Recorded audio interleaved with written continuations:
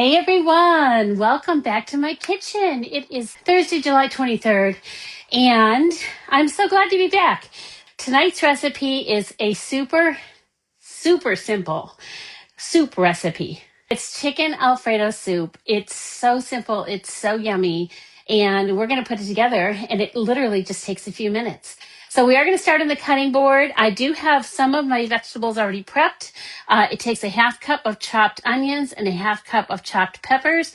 But I realize I don't talk about this cutting board enough, and this awesome way that you can slide your chopped vegetables in to this food holder and then store them in your fridge in this spiffy holder that actually takes up no more space than a 12-pack of soda when it's filled. And these pucks inside will, from the fridge, keep your food cold for a couple of hours, and from the freezer for several hours. I want to show you how easy this system works. So it comes with 5 of the containers, and then it comes with these little grids, which are perfect to put in the bottom when you're storing things like berries, because it's going to keep them from sitting in any water.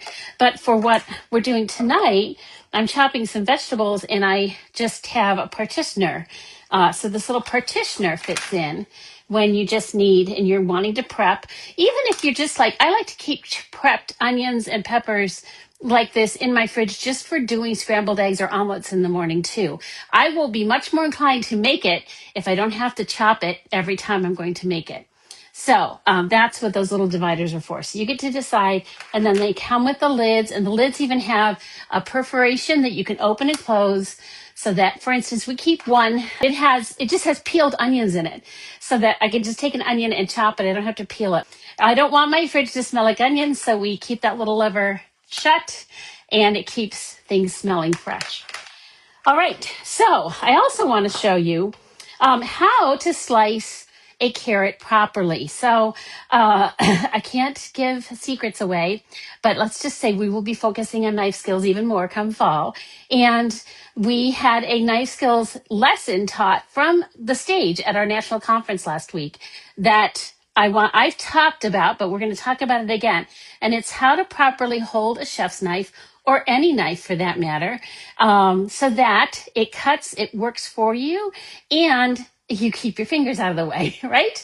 So it's all about this pinch grip. So we tend to hold knives down here, and that's not how they're designed to work. We want to put your thumb and finger and make a pinch, and then wrap the rest of your hand around this base. And then all you really do is, for a chef's knife, you rock it across the cutting board. So I've actually got 2 carrots going here.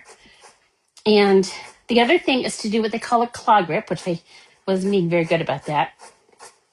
But you can see how quickly and easily you can do this. And I'm doing 2 at a time because they're really thin.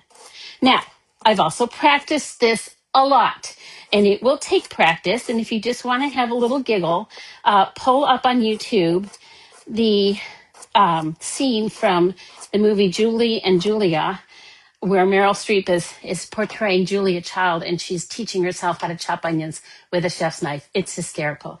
You can do this too. It is not difficult. And to show you, if I had prepped this ahead of time, I'd put my little divider in. I need a half cup of these sliced carrots. I eyeballed it. Look at that. Spot on. I'm going to put them in here, and they're ready to go. I also needed a cup of chopped broccoli. And so I just bought the prepped and ready broccoli. I'm assuming coarsely chopped. So again, I'm not going to put it in the twist and chop. I'm not going to put it in the food chopper. I'm just going to put it on the cutting board here. And we're going to just kind of use that chef's knife. And in this case, I'm actually holding the other end like that, okay? And we're just going to kind of chop through, because we just want coarse chunks of broccoli. We don't want it chopped fine. So we don't need to get out the food chopper unless that's what you want. Okay, and now it is also all ready to go. So now we're going to move over to the stovetop and get our soup started. if you cooked with me at all, you know I rarely follow the recipe to a T, and this is a good example. You can do this exactly as written. It will taste great because you're not married to a chef. I'm married to a chef. He will notice the difference. And so I'm just adding a little step here. The recipe says to put all the vegetables, the chicken broth, and everything in the pot, bring it to a simmer.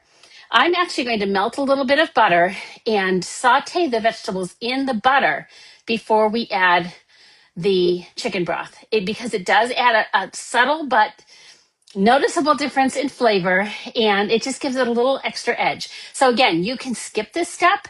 You can follow the recipe exactly as written, and I will share the recipe with you if you want it. Just send me a DM, let me know, or tag me in the comments. But it's not written this way, okay? The other thing, again, if you follow me, you'll not be surprised. Whoops. Not what I wanted. Apparently what I wanted is in the dishwasher. This is my old whisk. This is my original whisk. This came in my kit in 1995. The new one just has a different handle. If you know me at all, you know that I would be making the Alfredo sauce from scratch, and we're not going to do that. We are going to follow the recipe, except for the butter part here, and use the store-bought Alfredo sauce, but you can also make your own. If that's your jam, go for it, do it. So we've got the butter melting. We are going to add the peppers and onions. Let that saute up a little bit. Same with carrots.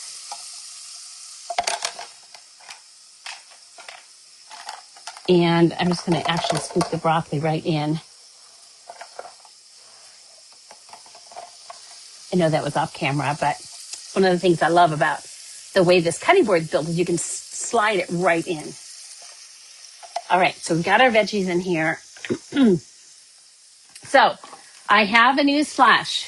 Our scrapers are being redesigned for fall. So our white scrapers are leaving the line.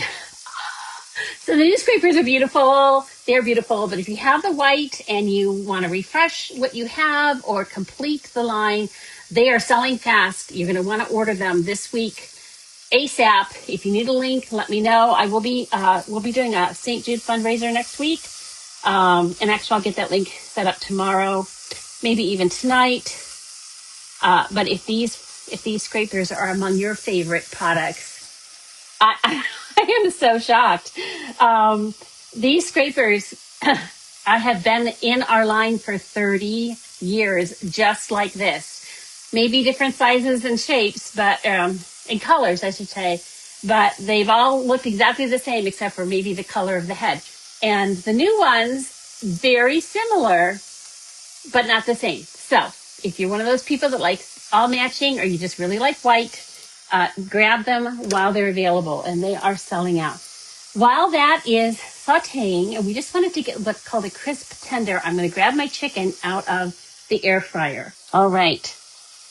So I cooked a bunch of chicken up because I like to use this on my salads. So we want our chicken breast to cook to 165. And let me just move the camera a little bit here. So I did this in the deep dish baker, the round baker. I did have deep dish pizza in Chicago last week. It was worth it. And this was just a whole pan of like a family pack from Wegmans of chicken breast, boneless, skinless breast. I seasoned it. Actually took the wrapping off when I got home, seasoned it, and left it in the fridge for a couple of hours. And then I baked it at 375 in the air fryer for about 35 minutes to reach the 165. Chicken breast is something you really want to get it to 165 and then stop the cooking. Otherwise, it'll overcook, and that's what makes it dry. Even when you're putting it in soup, if it's dry, there's like no redeeming it. I don't know why. It just is. So we want to cook it to 360 or 165 and then finish the cooking. So we have, these are just kind of the crisp tender, and we're going to add 2 cups of chicken broth. Now, one of the reasons I did it this way is because I wanted to use the broth in here. We're just going to move these chicken breasts over to this. Now, the other thing we want to do is, even though, again, we're putting this chicken in soup, we want to let it rest for about 10 minutes before we cut it up. So it's actually been resting in the air fryer for about a good 5 minutes. But you want to let it rest, and that helps the juices stay inside. If you cut your meat too soon after taking it out of the oven, all the juice comes out and then it gets dried out. So one of the most important things to do is to not cut into your meat too quickly. That's why on Thanksgiving, you want to let your turkey rest for a bit before you cut into it. So we are going to pour this yummy broth, the drippings from these chicken breasts. I've got about, not quite 3/4 of a cup. And then we're just going to add water to that to make 2 cups.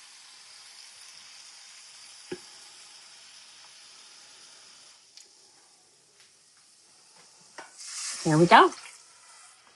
Now, obviously, you can just use chicken broth from a can or a box.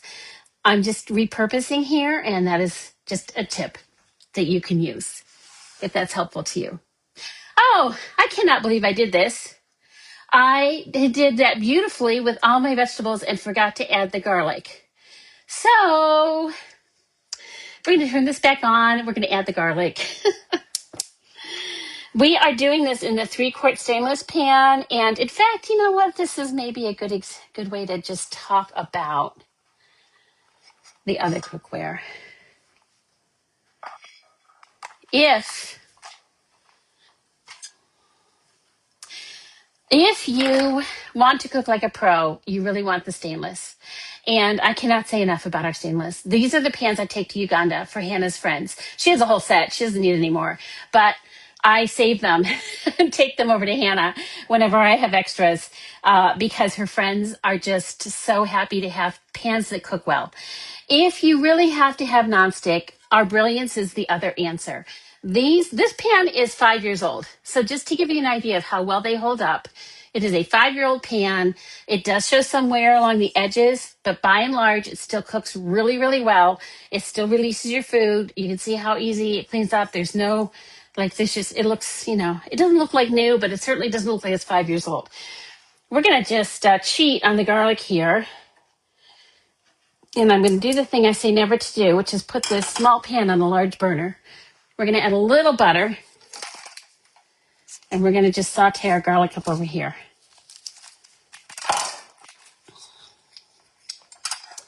The other thing you can do is just put it in the broth. I'm just being the chef's wife in this moment. So now, if you've not heard me talk about this before, whenever you're cooking, whether you're using butter or oil or coconut oil or whatever, you want to make sure that it melts before you put the food in. You want that oil to be hot. And the reason is because otherwise the food just soaks up the oil and the oil doesn't really do its job. And truth be told, I probably could have and should have used just a squirt of olive oil, the really light olive oil in for this garlic here. I just already had the butter out, so that's what came to mind. And we don't want the garlic to cook real long, maybe 30 seconds. If you ever burnt garlic, you know how annoying that is. If you don't have the garlic press, you can get this for free right now just for sharing a link with some friends. That's how easy it is right now. So if you don't have it, think about it. We have a week left on that one. All right. Oh, smelling fragrant. This is my secret to making, when the kids are little in particular, making it look like I had dinner under control. Just saute some garlic up, makes the house smell so good. No one's going to know that you're just getting started. It doesn't matter. You've got garlic going. All is well. Okay, so we have our garlic in here now. This has come to a boil. Just kind of a simmer. And now we need to cube some chicken and we want to add the Alfredo sauce. So I'm actually going to add the Alfredo sauce first. And I went ahead and just got Wegmans brand. Again, you could make your own if you have a recipe you love. In the future, that's probably what I would choose to do. But I know that's not, I mean, some of you just need a quick, easy recipe to get on the table, no fuss, especially if cooking is not your happy place. And that's where the jarred sauce is going to be your best friend. So go for it. No guilt, no shame.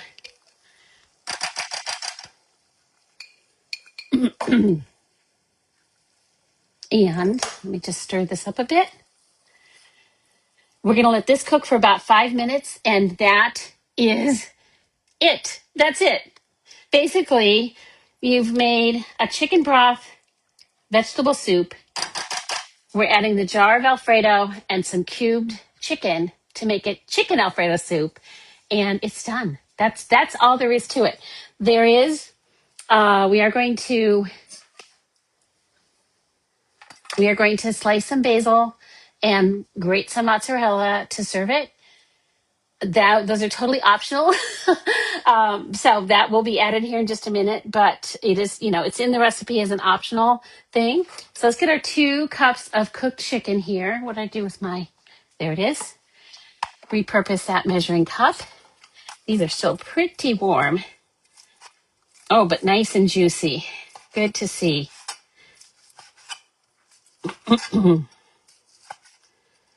And again, just using the knife to cube it up. Chunk it as big or small as you like. My dog is at my feet, hoping, ever hopeful, that I will drop chicken on the floor for her. I can't remember what I was doing earlier. Something that just was not up her alley, and she came running. I dropped the smallest little bit, and she came running. She heard it go.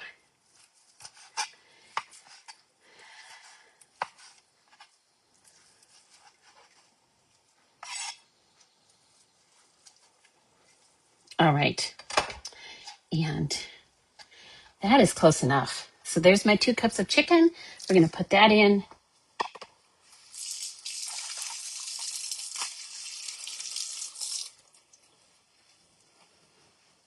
Stir it up.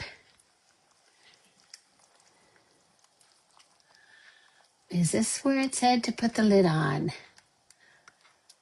Oh, that might have been before. I'm not sure. It really matters.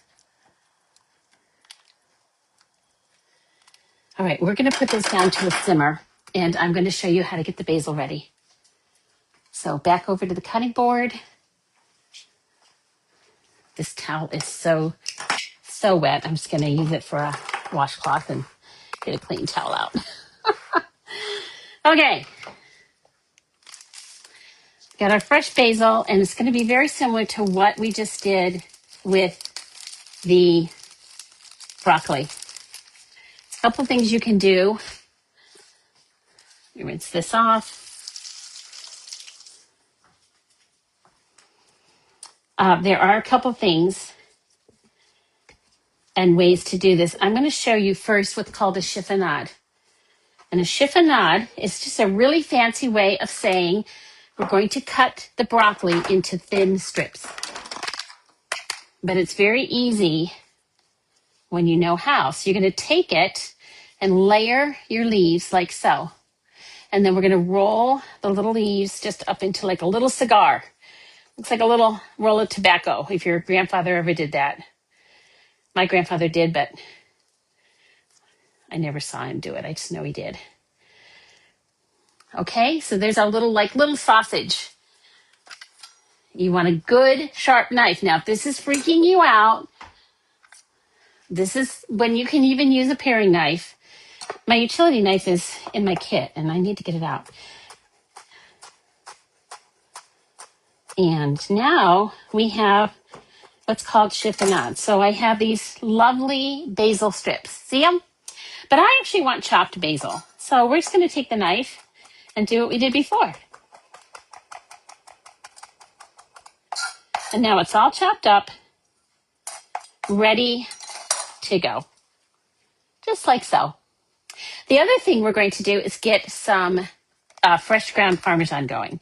You can save yourself so much money, and your food's going to taste better And it doesn't take that much extra time when you grate it fresh. If you're looking to cut back on your grocery budget, fresh grated Parmesan is a really quick and easy way. Any kind of cheese, grating it fresh is going to save you so much money in the long run. This is our zester and grater, and one of the things I love about it is that it has a little cap on the bottom that's going to collect the cheese down here, okay? And you just roll it around. And what does it say? It doesn't say how much. But say I wanted a quarter cup or even just 2 tablespoons. On the back, it has measuring marks. So I don't know if you can see it, but it'll show you how much you have. And this is showing about a tablespoon. No, it is. No, it is a tablespoon. Okay. It also has what I think is brilliant. I call it the windshield wiper. And if you turn this, it basically wipes the cheese off the bottom of the grater. So just to give you a visual, well, I took it off. But see how the cheese gets on the bottom? That little guy wipes it off. Okay. And, oh, that's why I didn't show it very well. I pulled it off. There it is. Okay, there's the windshield wiper. All right, so this is what we can just put on each serving. And this guy here actually serves as a cap. So if you don't use it all tonight, just pop it in your cheese drawer with the cap on, ready to go. Okay, that is it, friends. Our soup is ready. This could be the first time I've ever finished in 30 minutes. Let me go grab a soup bowl.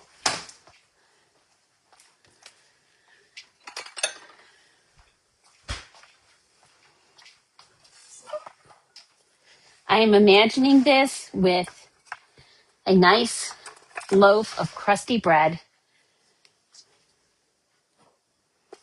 Oh, we do want to add this. Hold on a moment.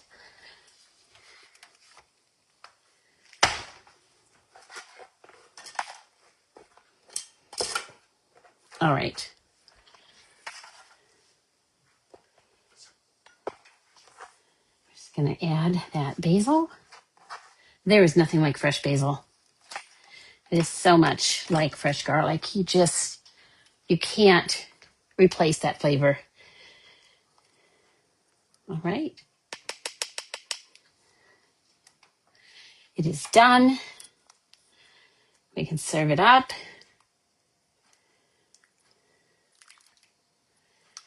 Add a little grated cheese.